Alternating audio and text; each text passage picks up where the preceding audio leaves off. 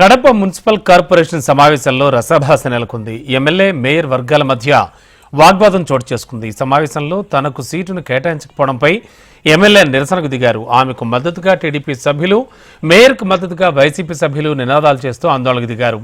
సమావేశానంతరం MLA Madhavi మేయర్పై ఆరోపణలు గుప్పించారు. Mayor Suresh Babu నియంత్రణగా వ్యవహరిస్తున్నారని, ప్రజా సమస్యలను పట్టించుకోవడం లేదంటూ విమర్శించారు. మహిళ ఎమ్మెల్యేగా అవడంతో మేయర్ జీర్ణించుకోలేకపోతున్నారన్నారు ఎమ్మెల్యే మాధవి.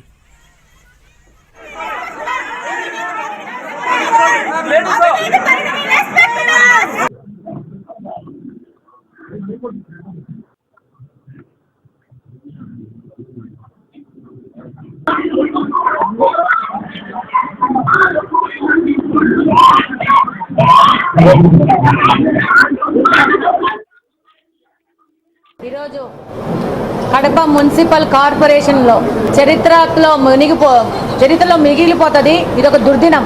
ఈరోజు అబ్సల్యూట్ మెజారిటీ ఉన్న వైఎస్ఆర్సీపీకి సంబంధించిన మేయర్ గారు ఏ విధమైన చర్చ లేకుండా, అజెండాలో ఏ విధమైన పాయింట్స్ చదవకుండా, కార్పొరేటర్లకు ఏ విధమైన అవకాశం ఇవ్వకుండా, వాళ్ళ యొక్క అభిప్రాయాలను చర్చించకుండా మేమన్నీ చదివేసినాము, ఎజెండా అయిపోయింది అని చెప్పేసి ఓ 2 మాటల్లో ముగిచ్చేసి పారిపోయినాడు.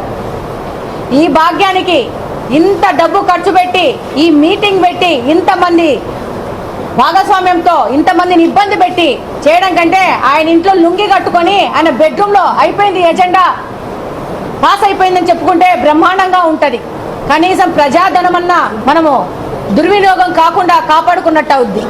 ఒక నియంతలాగా నేను 8 సంవత్సరాలు రైట్ ఒకరిని, లెఫ్ట్ ఒకరిని కూర్చోబెట్టుకొని, కమలాపురం ఎమ్మెల్యేని, కడప ఎమ్మెల్యేని కూర్చోబెట్టుకొని సభలు నడిపి, ఈరోజు ఒక మహిళ కడప నియోజకవర్గంలో గెలిస్తే అది తట్టుకోలేక, ఓర్చలేక, మహిళలంటే మర్యాద గౌరవం లేక ఆ మహిళని ఎలా అవమానపరచాలా, ఇబ్బంది పెట్టాలా అనే ఆలోచన తప్పితే నిద్ర లేచినాల నుంచి ప్రజల సమస్యలు ఏంటి, ప్రజలకు మనం ఒక అధికారంలోకి ఇచ్చినారు, వాళ్ళకేం మనం సమాజ సేవ చేస్తున్నాం అనే ఆలోచనే లేదు.